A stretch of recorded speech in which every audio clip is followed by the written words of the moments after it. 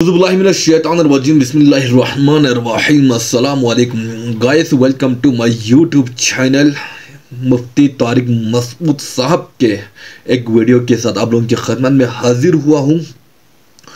Video बहुत ही interesting होने वाला है, आप लोग वीडियो को ज़रूर देखेगा, क्योंकि जो है ना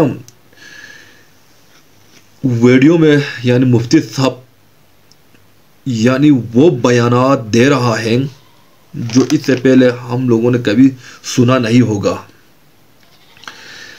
तो मेरा एक बात जो है ना बार बार रिपीट हो रहा है। मैं हमेशा ही से कहता हूँ कि जो ना हमें अपने स्कॉलर्स का ज़रूर सुनना चाहिए। जब तक हम उनका सुनेगा नहीं, हमें दीन समझ में नहीं आते हैं। जब तक हम उनको सवालात करेगा नहीं, हमें आखिरत में नजात पाएगा नहीं। हम तो जो है ना इनकी जो है ना वीडियो, इनकी बयानात हमारे लिए बाइस नजात बन सकते हैं। तो मज़ीद हम ये ना टाइम नहीं लूँगा, वीडियो की तरफ जाते हैं। देखें, अल्लाह ताला ने आपको एक गैर मुस्लिम रियासत में रखा है।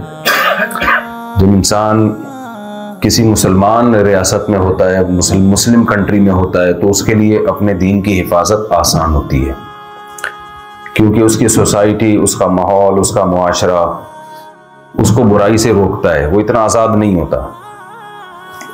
लेकिन जब आप किसी गैर मुस्लिम कंट्री में रहते हैं जहां बहुत सारे जराइम जो शरीयत में जुर्म हैं, लेकिन उनकी नज़रों में वो जुर्म नहीं होता।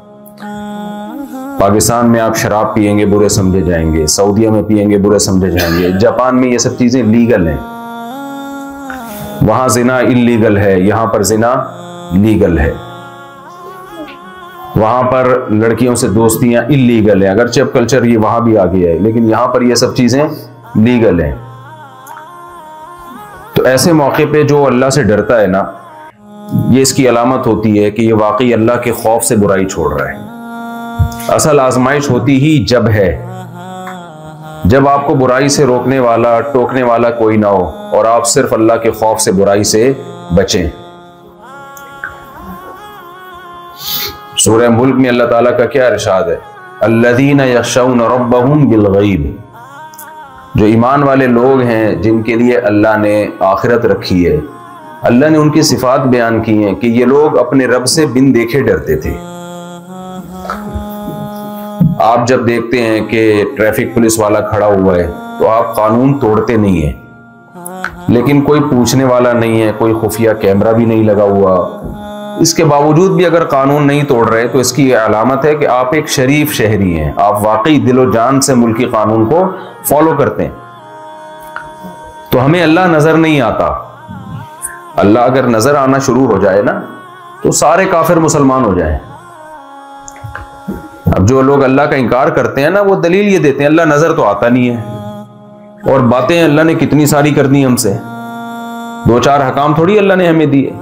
अल्लाह ने हमें कहा भाई 5 टाइम पाबंदी से नमाज पढ़ो। ऑर्डर जिसने दिया है वो नजर नहीं आ रहा हमें। और काम कितने सारे, 2-4 बातें होती ना तो हम कहते चलो नजर नहीं आता, ट्राई कर लेते हैं।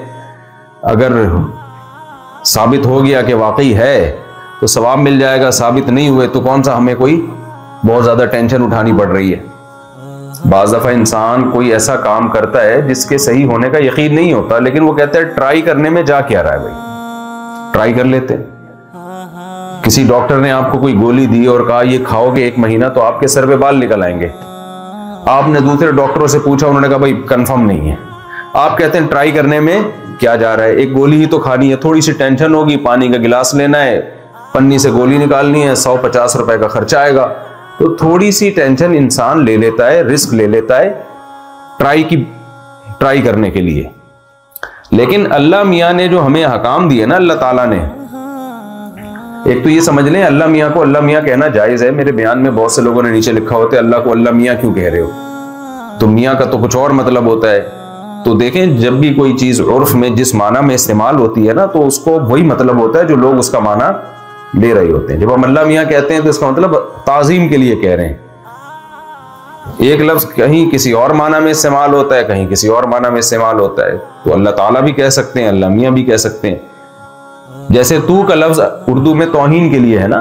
आप अपने बाप से कहें तू क्या कर रहा है, तो अब्बा को खुशी होगी कि गुस्सा आएगा, भाई तू से क्यों बात कर रहा है। लेकिन अल्लाह से हम तू से बात करते हैं। अल्लाह तू अकेला है, अल्लाह तू जो है मेरा महबूब है, अल्लाह तूने मुझे पैदा किया। तो वहां तू तौहीन है, यहां तू ताजीम है। तो एक ही लफ्ज जो है ना कहीं किसी माना में इस्तेमाल होता है, कहीं, क्योंकि जब अल्लाह की तरफ तू की निस्बत करते हैं तौहीन के लिए नहीं करते, ये ताल्लुक जाहिर करने के लिए करते हैं, ताल्लुक जाहिर करने के लिए, उसकी तौहीद के लिए भी करते हैं। तो मैं इस कर रहा था कि अल्लाह मियाँ हमें नजर नहीं आते, लेकिन अल्लाह मियाँ ने अहकाम हमें बहुत सारे दे दिए। फजर की नमाज पढ़ो, जोहर की नमाज पढ़ो, असर की नमाज पढ़ो, मगरिब की नमाज पढ़ो, इशा की नमाज पढ़ो। फिर नमाज पढ़ने का भी एक तरीका, पहले वुजू करो, पहले कपड़ों को पाक रखो, जिस्म को पाक करो, गुस्ल फर्ज है तो गुस्ल करो, और फिर 15 दफा नाक में सारा दिन पानी डालो, 15 दफा मुंह धो, 3-3 दफा 5 टाइम जब वुजू होगा तो 15 दफा मुंह धुलेगा कि नहीं धुलेगा। तो कितना मुश्किल हुक्म दे दिया। फिर रमजान के 1 महीने के रोजे हैं, फिर नजर की हिफाजत है, फिर चोरी से बचो, झूठ से बचो, इतने सारे हकाम। बाप की और माँ के कदमों में जन्नत तलाश करो, बूढ़े माँ बाप की खिदमत करो, बीवी से अच्छे सलूक से बात करो, उस पर खर्च करो, औलाद की तरबियत करो, सूद से बचो, कारोबार में सूद से बचो, और जुए से बचो, सट्टे से बचो। कोई 2-4 हकाम होते तो हम ट्रायल बेसिस पे कर लेते। क्या नजर नहीं आ रहा, अब पता नहीं है या नहीं है, लेकिन चलो यार करने में क्या जा रहा है। लेकिन ऐसा नहीं है, अल्लाह के अहकाम थोड़े नहीं है, बहुत ज्यादा है। अब यहाँ जापान की मार्केटों में हम चलते हैं तो कितना मसला होता है, हलाल है कि हराम है, हर चीज को देखना पड़ता है। तो इसलिए अल्लाह ने कहा यख्शौन रब्बहुम बिल गैब। मैं अगर अपना जलवा दिखा दूं तो फिर तो सारी दुनिया के सारे लोग इंसान बन जाएं, फिर तो सब अल्लाह से मांगें, फिर तो सब लोग एक अल्लाह के कायल हो जाएं, फिर तो सारी दुनिया शराब भी छोड़ देगी, जिना भी छोड़ देगी, 5 टाइम की नमाजी बन जाएगी, झूठ भी छोड़ देगी, और हर हुक्म को पूरा करेगी सारी दुनिया के सारे इंसान। लेकिन अल्लाह ने आजमाइश रखी, अपने आप को गैब के पर्दों में बोलो छुपा दिया। अल्लाह जब तू छुपा दिया है तो हम तुझ पे ईमान क्यों लेकर आए। ईमान लाए बगैर इताअत हो सकती है क्या? नहीं हो सकती ना। हम तेरा यकीन क्यों करें। अल्लाह ने कहा भाई मेरी प्रोडक्ट को देखो, जो चीज मैंने बनाई है उनको देखकर यकीन कर लो कि इनका कोई बनाने वाला है, ये नहीं बन सकती खुद से। और मेरे कमालात को देखो। निशानियां देख के अक्लमंद अंदाजा लगा लेता है कि ये किस चीज की निशानी है, और बेवकूफ निशानी देख के अंदाजा नहीं लगाता कि ये किस चीज की निशानी। वो कहता है जब तक मुझे चीज नजर नहीं आएगी मैं मानूंगा नहीं। देखो आप जब हाईवे पे सफर करते हो तो निशानी होती है स्पीड ब्रेकर की। अक्लमंद को स्पीड ब्रेकर नजर आ रहा होता है? आपको शायद आ रहा होता है, अगर नहीं आ रहा होता तो बोले ना नहीं आ रहा होता, नहीं आ रहा होता। तो साइन बोर्ड देख के निशानी है नहीं है, ये साइन बोर्ड स्पीड ब्रेकर है भाई, स्पीड ब्रेकर थोड़ी है, ये स्पीड ब्रेकर की अलामत है, अलामत है। इस अलामत से आप अंदाजा लगा लेते हो आगे स्पीड ब्रेकर है। आपको स्पीड क्या करनी है? आहिस्ता। अब आपको चूंकि मुझे स्पीड ब्रेकर नजर नहीं आ रहा तो मैं निशानियां देख के यकीन नहीं लाता किसी चीज पे जब तक मैं अपनी आंखों से ना देख लूं। मुझे अपनी आंखों से कोई स्पीड ब्रेकर नजर नहीं आ रहा, लिहाजा मैं स्पीड वही चौथे गियर में गाड़ी फुल स्पीड से चलाऊंगा। तो भाई अक्लमंद कोई अगर होगा ना तो वो आपसे कहेगा भाई साहब ये स्पीड ब्रेकर नजर नहीं आ रहा, तभी तो अलामत लगाई हुई है, क्योंकि जब नजर आएगा तो ब्रेक लगाने का मौका गुजर चुका होगा। अल्लाह जब नजर आएगा ना क़यामत के दिन तो फिर गुनाहों से ब्रेक लगाने का मौका बोले गुजर चुका होगा। नमाज का मौका, रोजे का मौका, ज़कात का मौका, बुराइयों से बचने का मौका गुजर चुका। फिर तो अच्छे अबू जहल भी मान ले आएगा, फिरौन भी मान ले आएगा। फिरौन तो ले आया था, सारी जिंदगी मूसा अलैहिस्सलाम को तकलीफें देता रहा, जब एक डुबकी लगी तो कैसा तमीज से ईमान लाया कि नहीं लाया। आमनतु अन्नहु ला इलाहा इल्लल्लज़ी आमनत बिही बनु इसराइल, मैं ईमान ले आया उस अल्लाह पर जिस पर बनी इसराइल ईमान लाए। सच्ची मुच्ची का मुसलमान हूं मैं, पक्का ढक्का, मेरा वही रब है जो मूसा और हारून का रब है। सिर्फ ये नहीं कह रहा अल्लाह पे ईमान लाया, हर तरह की कंफ्यूजन दूर कर रहा है। कि अल्लाह पे लाया, और अल्लाह भी वो जो किसका अल्लाह है, मूसा का और हारून का, जो जिनकी सारी जिंदगी में दुश्मनी करता रहा हूं। अब बड़े तमीज से और बड़ी क्लैरिफिकेशन कर रहा है वो ईमान में।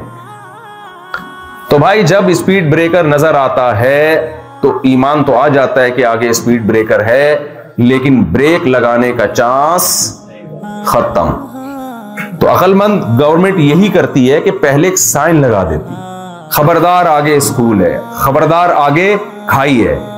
बाज़ दफा आगे गहरी खाई होती है, खतरनाक मोड़ होता है, अगर आपने पहले स्पीड आहिस्ता नहीं की तो आप खाई में गिर जाओगे जाके। अब आप कह रहे हो चूंकि मुझे वो खाई नजर ही नहीं आ रही है, जो चीज मुझे नजर नहीं आती मैं उस पर ईमान नहीं लेकर आता, लिहाजा जब तक मुझे खाई नजर नहीं आएगी मैं ईमान नहीं लेकर आऊंगा, और स्पीड में चला जा रहा है। ओ भाई खाई नजर नहीं आ रही, इसी वजह से तो अलामत लगाई हुई है, जब नजर आएगी तो ब्रेक का मौका खत्म। एक प्रोफेसर साहब थे ना, मुल्हिद थे, वो बच्चों को पढ़ा रहे थे कि देखो बेटा कोई खुदा वुदा नहीं है माज़अल्लाह, क्योंकि हमें नजर नहीं आता, हम कैसे ईमान ले आए। तो एक बच्चे ने कहा उस्ताद जी आप पागल हैं। प्रोफेसर साहब ने कहा बेटा तुम मुझे पागल क्यों कह रहे हो? कह रहे इसलिए कि आपके पास दिमाग और अकल नाम की कोई चीज नहीं है। कहा तुमने कैसे दावा कर दिया? कह रहे मुझे तो खोपड़ी में आपके दिमाग नजर नहीं आ रहा, ना उस दिमाग के अंदर मुझे अकल नजर आ रही है, लिहाजा आप क्या हैं? पागल हैं। तो बच्चे ने ये दलील दी, असल दलील ये होनी चाहिए कि उस्ताद जी आपके दिमाग भी है अकल भी है, लेकिन आप अक्लमंद होके भी पागल हैं, इसलिए कि आपने एक गलत उसूल की बेस पे किसी चीज के होने और ना होने का मैयार मुतय्यन किया कि जो चीज नजर नहीं आती वो नहीं होती। ये उसूल ही गलत है। जो चीज नजर नहीं आती अगर उसके होने के दूसरे दलाइल हैं तो वो है, चाहे नजर आए या ना आए। हाँ अगर कोई दूसरे दलाइल कायम नहीं है तो फिर हम उस पर फिर इम्कान है कि हो भी सकती है और नहीं भी हो सकती, फिर भी इंकार नहीं कर सकते कि नहीं है। आप बोलो भाई मेरे पास दलाइल नहीं है, तो अल्लाह मियां ने भी अलामतें रखी हैं कि मैं नजर नहीं आता, तो ऐसा ना हो लोग मेरे होने का इंकार कर दें, लिहाजा मैं अपने होने के दुनिया में दलाइल रखूंगा ताकि उन दलाइल को देखकर लोग मेरे होने का यकीन करें और फिर मेरी बातों को फॉलो करें। तो अल्लाह ने अपने होने के यकीन में बहुत सारी चीजें बयान कर दी हैं। अल्लाह कहते हैं इन्ना लकुम फिल अनामिल इब्रा। देखो जब जापान के शोरूम से टोयोटा कोरोला निकल के आती है तो अपने होने वाले के कमाल जो जिसने इस टोयोटा को बनाया, तो अल्लाह कहते हैं मैं भी अपनी प्रोडक्ट पेश करूंगा ताकि तुम्हें पता चले कि मुझसे ज्यादा साहिब कमाल कोई नहीं। तो अल्लाह की प्रोडक्ट क्या है? सबसे पहली प्रोडक्ट इंसान।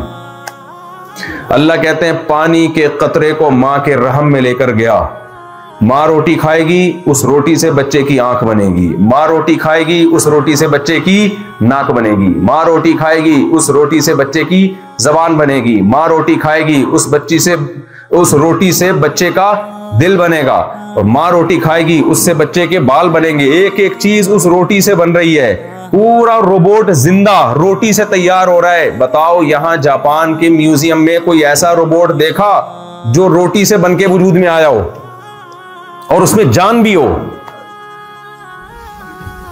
और फिर जब बच्चा मां के पेट से बाहर आएगा वही रोटी खाएगी, अब उससे दूध बनेगा। है भाई हादा खल्कुल्लाह। अल्लाह कहते हैं ये मेरे कमालात हैं। फारूनी मादा खलक़ल्लज़ीना मिन दूनी। जापान वालों बताओ साइंसदानों ने क्या बनाया? ऐसा रोबोट बनाया? तो ये अल्लाह के कमालात हैं जिससे अल्लाह बताता है कि मैं हूं और मेरे जैसा कोई भी नहीं है। अल्लाह फरमाते हैं इन्ना लकुम फिल अनामिल इब्रा। देखो कैसे सूखा चारा मैं जानवरों को खिलाता हूं और कैसे चिकना गाढ़ा दूध उस सूखे चारे से जानवर से निकालता हूं। ऐसी मशीन अब तक जापान में बनी है? बताओ टोयोटा ने होंडा ने ऐसी कोई मशीन बनाई? गन्ने की मशीनें तो बना ली होंगी। कल मैंने यहां जूस निकालने की बड़ी जबरदस्त मशीन देखी, इतनी खानदानी मशीन। मुझे ख्याल हुआ कि यार निकल तो वही रहा है ना जो फल के अंदर है। संतरा डालेंगे संतरे का जूस निकलेगा, गन्ना डालेंगे किसका जूस निकलेगा? क्या डीजल निकल सकता है? ऐसी मशीन साइंसदानों ने बनाई हो, इधर से गन्ना डाल रहे हैं उधर से पेट्रोल निकल रहा है। बोलो ना, नहीं हो सकता। इधर से आम के छिलके डाल रहे हो और उधर से जनाब तेजाब निकल रहा हो। नहीं हो सकती ऐसी मशीन। साइंसदान बोलेंगे जापान के, टोयोटा कंपनी बोलेगी भाई जो चीज होगी वही निकलेगी ना। अल्लाह कहते हैं हटाओ, हादा खल्कुल्लाह, मैं इधर अपनी प्रोडक्ट मार्केट में लेकर आता हूं, मैंने गाय बनाई, मैंने बकरी बनाई, मैंने भैंस बनाई, इधर से सूखा चारा उसके मुंह में डाल रहे हो तुम। जैसे गन्ने की मशीन में गन्ना डालते हैं ना, और निकल के आ रहा है चिकना गाढ़ा दूध। इस सूखे चारे को आप लैब में लेके जाओ और बोलो भाई इससे, या सूखे चारे को किसी फैक्ट्री में लेके जाओ, बोलो भाई इससे एक कतरा चिकनाहट का निकाल दो। वो कहेंगे भाई सूखा चारा तो कोलेस्ट्रॉल के मरीजों को खिलाया जाता है। सब्जियां खिलाई जाती है कि नहीं खिलाई जाती? क्योंकि इसमें चिकनाई नहीं होती। इसलिए तो हार्ट के पेशेंट को डॉक्टर कहते हैं सब्जियां खाओ, चिकनाई नहीं है उसमें। तो इसमें कहां से चिकनाई आ गई? नहीं निकल सकती। अल्लाह कहते हैं मैं निकाल के दिखाऊंगा, तुम खिलाओ तो सही जरा भैंस को, गाय को खिलाओ। 10-10 किलो, 15-15 किलो, 18-18 किलो दूध निकलता है उस सूखी घास से। और जब उस दूध को गर्म करो, इतनी मोटी मलाई। फिर मेरा देसी घी वाला व्लॉग देखो, वो वॉशिंग मशीन जो थी ना, वो कपड़े धोने की नहीं थी मेरे भाई। बहुत पछता रहा हूं मैं वो व्लॉग बना के। लोग कह रहे हैं कपड़े धोने की मशीन में घी बन रहा है, कितनी गंदगी। और वो जो काला काला नजर आ रहा है वो भी गंदगी नहीं है, वो मजदूर ने सीमेंट का काम किया था, जमा रह गया था वहां पे, वो सीमेंट था, वो गंदगी नहीं थी। तो कैसा घी निकलता है कि नहीं निकलता? उस घास को एक तरफ रखो और उस घी को एक तरफ रखो। डॉक्टर कहेगा घी के करीब मत जाना, बहुत ताकतवर चीज है।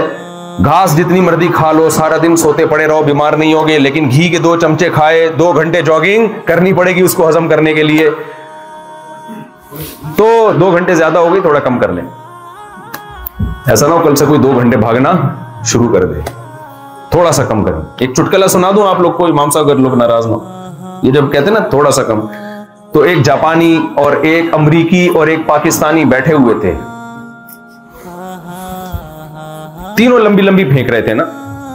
अमरीकी ने कहा कि हमारे जो जहाज हैं, हमारे जो खलाई मशीनें हम भेजते हैं ना आसमान में, वो बिल्कुल आसमान से चिपक के चलती हैं। इतनी टेक्नोलॉजी में हमने तरक्की की है, बिल्कुल आसमान से इतनी ऊपर भेजते हैं हम, आसमान से चिपक के चलती हैं। जापानी पाकिस्तानी ने कहा बिल्कुल आसमान से। अमरीकी ने कहा बस थोड़ा सा नीचे, थोड़ा सा नीचे। फिर जापानी ने बोला हमारी जो सबमरीन्स हैं, हमने इसमें इतनी तरक्की की है, वो बिल्कुल समंदर की तह से चिपक के चलती हैं।